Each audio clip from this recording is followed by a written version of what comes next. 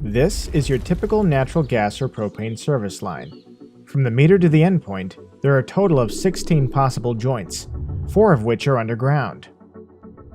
Every one of these joints is a potential leak path, which means every one of them is a potential problem for you.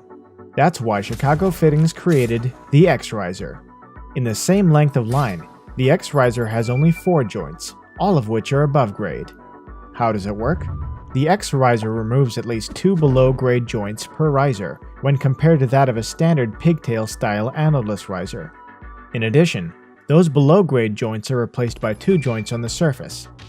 The result is one solid protected service line from point to point. The X-Riser also saves you time on installation. No chamfering is required, and all X-Risers incorporate the positive stop design. Simply tighten the compression nut until it's metal to metal. The compression engages the ferrule, grabbing the tube, creating a secure connection. The X-Riser is the first riser to use seal and ferrule technology.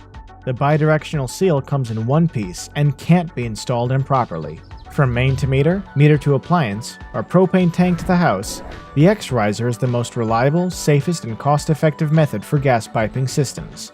Don't settle for less than the best. Stock the X-Riser today.